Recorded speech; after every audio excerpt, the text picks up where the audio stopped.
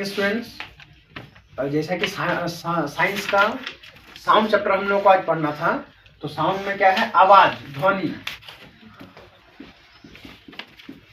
तो ध्वनि कैसे उत्पन्न होती है? जैसे सड़कों पे बसों का चलना, फैन का चलना, पटाखे का फूटना, सभी साउंड का ही एग्जाम्पल है। और मनुष्य का कानों तक ध्वनि जो पहुंचती है वो मनुष्य के कान की सबसे छोटी हड्डी को स्टेपिस कहते हैं। स्टेपिस कहते हैं, जिसके थ्रू हमारे कानों तक आवाज पहुंचती है।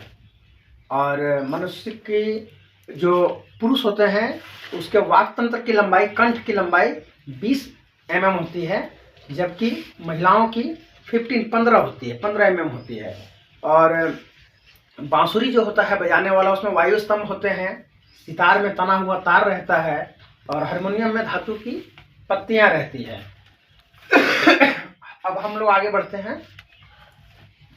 श्रव्य ध्वनि जो कि मनुष्य के कानों तक पहुंचता है, ये 20 हर्ट्ज से लेकर 20,000 हर्ट्ज के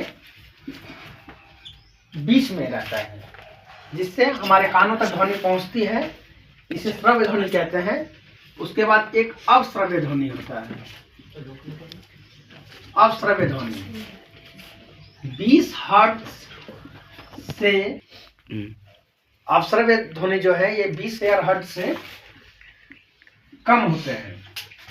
और उसके बाद होता है एक पराश्रव्य ध्वनि। पराश्रव्य ध्वनि जो कि 20,000 हर्ट्ज से अधिक होता है। तो ये बहुत ज्यादा इंपॉर्टेंट टॉपिक है और इसे आप लोग नोट कर लो। और उसके बाद ध्वनि में, जैसे मनुष्य को सुनने के लिए 10 डेसिबल का ध्वनि चाहिए। बहुत सबसे अधिक ध्वनि वायुयान का उड़ना 180 dB में होता है।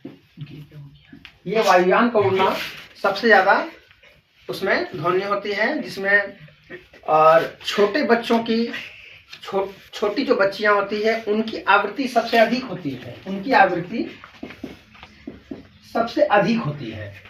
और साउंड के 3 पार्ट होते हैं, आवृत्ति है, आयाम है, आवर्तकाल है। 3 पार्ट है, जिसमें आयाम है, आवर्तकाल है, आवृत्ति है। आयाम में क्या होता है कि जब वस्तु कंपन करती है तो उसके विस्थापन में जो समय लगता है उसे आयाम कहते हैं।